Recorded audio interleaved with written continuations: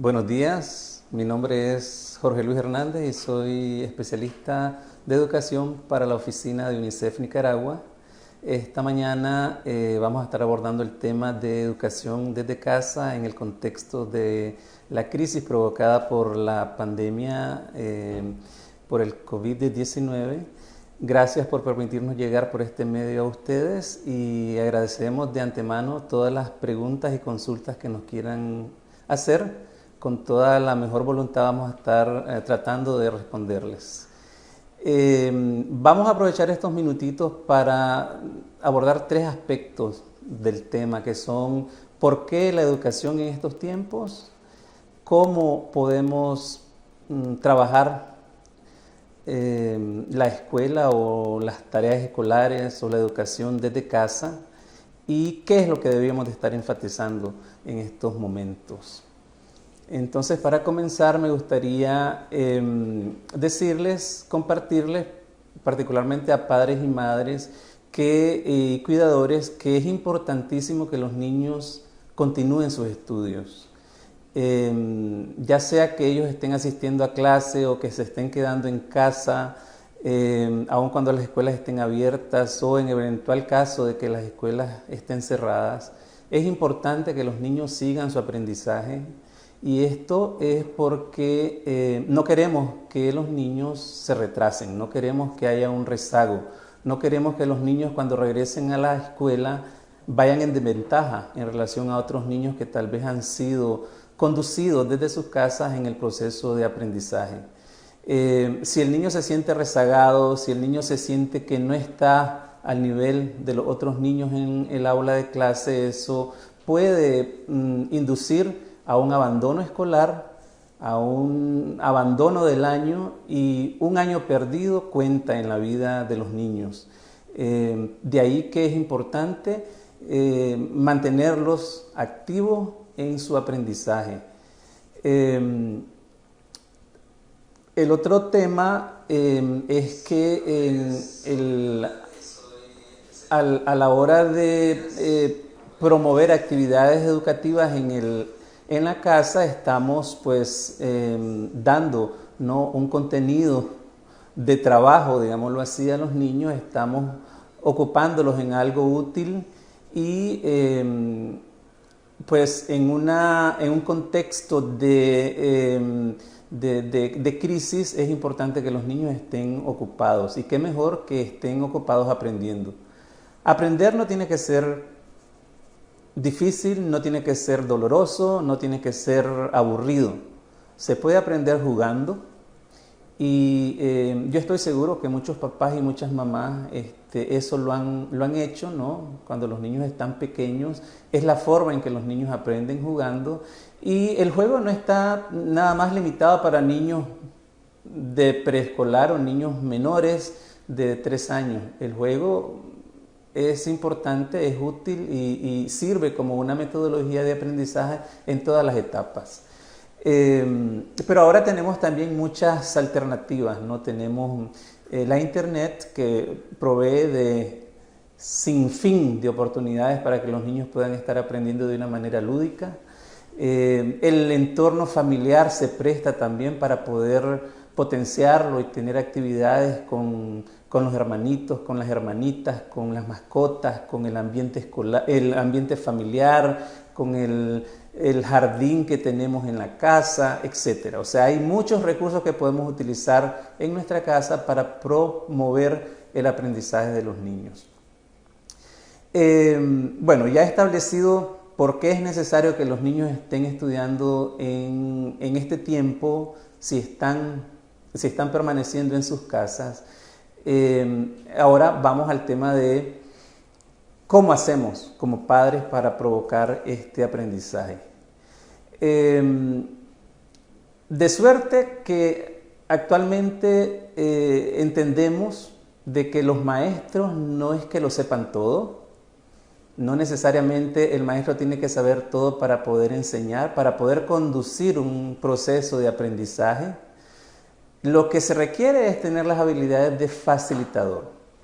Y eso es lo que creo que los padres de familia pueden jugar ese rol, ¿no? Un rol de facilitadores del proceso de enseñanza o del proceso de aprendizaje más bien, que lo conduce de manera independiente de repente el mismo niño, ¿verdad? Entonces no nos preocupemos mucho en cuanto a que si tenemos o no las didácticas correctas, o que si nos parecemos al maestro, o si nos copiamos la metodología del maestro para poderla aplicar en el contexto familiar. No, yo sugeriría más bien de que retomemos nuestro rol como guías, como facilitadores, como motivadores del proceso de aprendizaje. Si en el hogar nosotros a los niños les procuramos su espacio,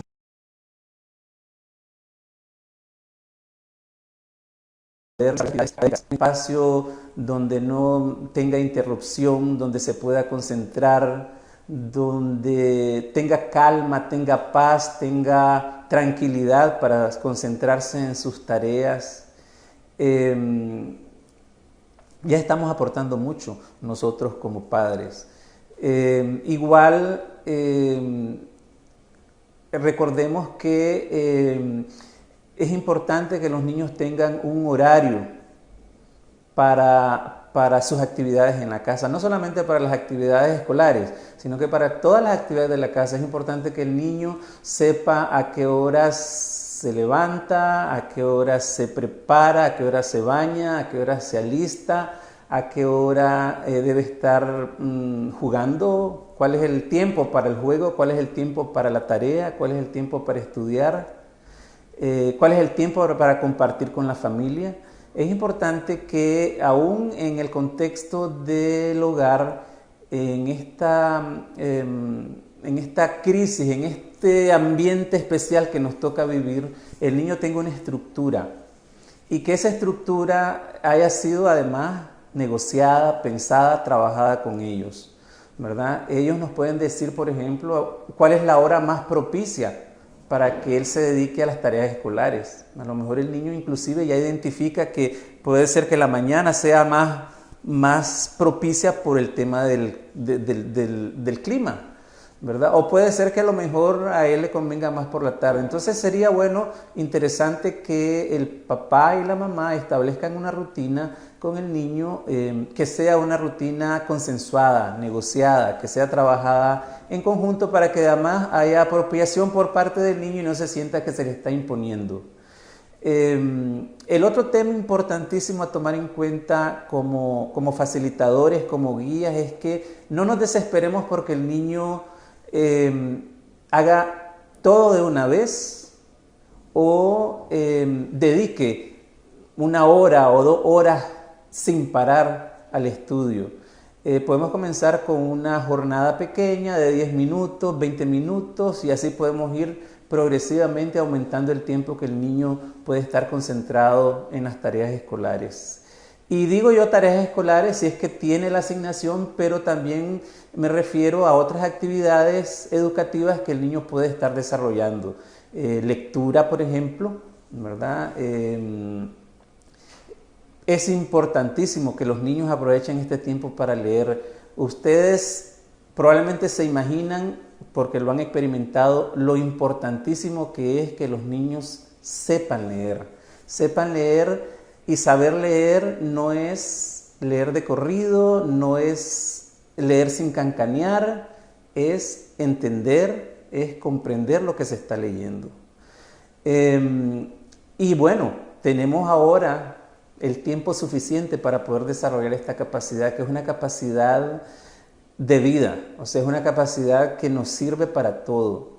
Imagínense ustedes que un niño puede ser malo en matemáticas, puede estar sacando muy malas notas en matemáticas debido a que no sabe leer, porque no sabe interpretar los problemas. Y si no interpreta el problema, imposible que pueda encontrarle una solución. Y eso depende de la capacidad de lectura que tenga el niño. Entonces, una recomendación fuerte para los padres de familia, motivemos la lectura de los niños en estos tiempos en que los niños están en la casa. Es cierto que vamos a entrar a la Semana Santa, o ya estamos en la Semana Santa, es cierto que es una semana de vacaciones. Tenemos una segunda semana de vacaciones de acuerdo al calendario que ha establecido el Ministerio de Educación, pero no vamos a pasar permanentemente de vacaciones, ¿verdad?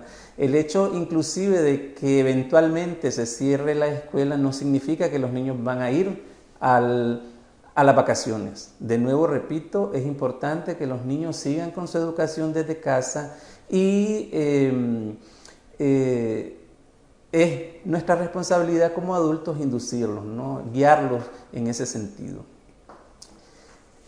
¿Qué vamos a trabajar con ellos? En contextos de emergencia, lo que se indica es que sepamos priorizar los contenidos. Digamos que vamos a enfatizar, por ejemplo, las habilidades básicas, ¿verdad? Que, repito, la lectura comprensiva es una habilidad básica y una habilidad para la vida que es preponderante, ¿no? Sobre todo la lectura. En el tema de las matemáticas podemos trabajar, podemos reforzar las operaciones fundamentales, ¿no? Las habilidades básicas de suma, de resta, de multiplicar, de dividir, que son, como decimos, de cajón, pero que requieren de práctica constante para que el niño pueda con propiedad dominar estas operaciones fundamentales. Entonces estaríamos hablando de dos áreas importantes que son el lenguaje, la lectura comprensiva y las habilidades básicas de matemáticas. Otras temáticas que se priorizan en un contexto de emergencia o de crisis son las habilidades blandas, ¿verdad? Y la promoción de valores. Entonces, qué buena oportunidad que podríamos tener en esta ocasión para poder orientar más a los niños en el tema del uso de Internet para nuestros propósitos educativos, ¿verdad? Darnos el tiempo con ellos para explorar la Internet y conducirlos a explorar oportunidades de aprendizaje por esa vía, de manera segura, ¿verdad? Siempre estar pendiente de que los niños deben ser supervisados cuando están en la plataforma virtual, para efectos de evitar pues, cualquier abuso de terceros.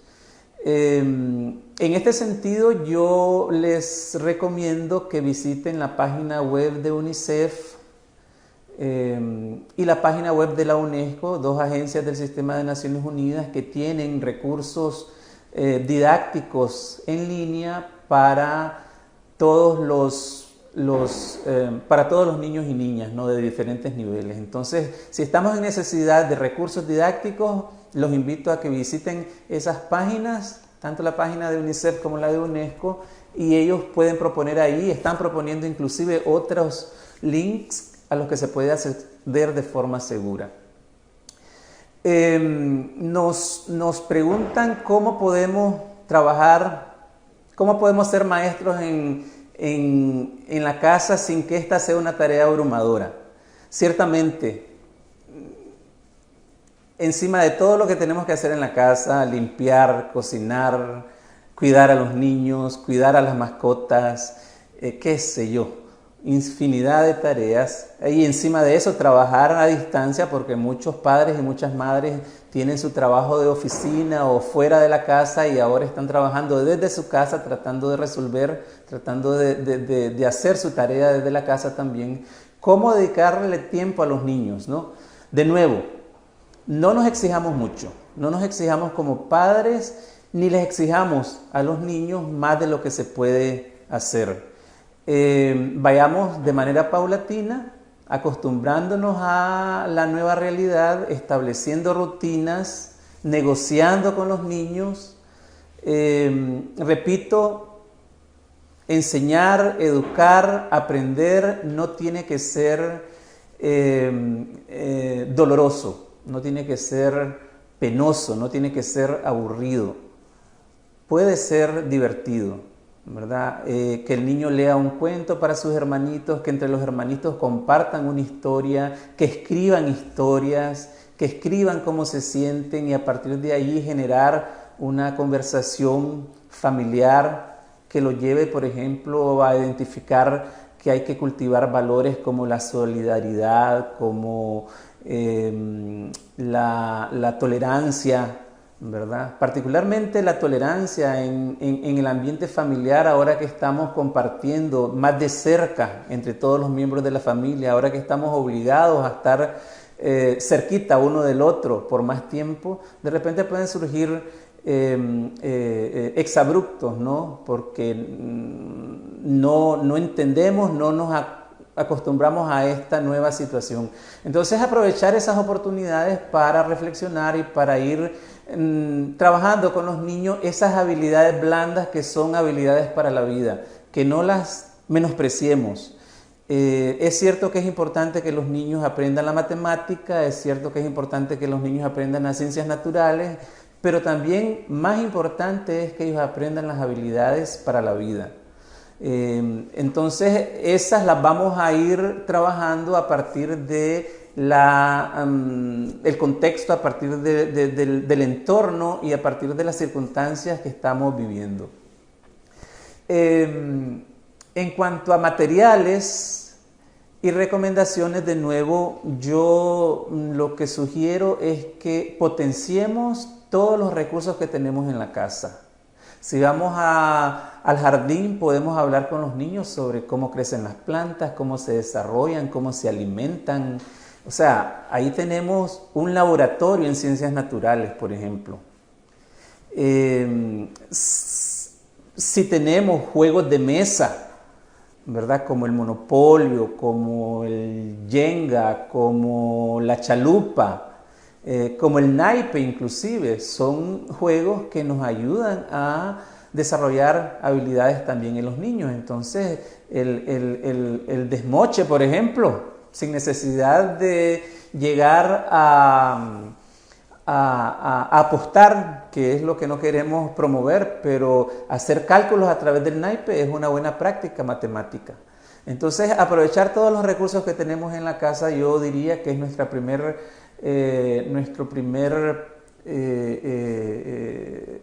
acción, y luego auxiliarnos con los grandes recursos que nos permite la Internet. De nuevo, exploremos, ahí hay cantidades.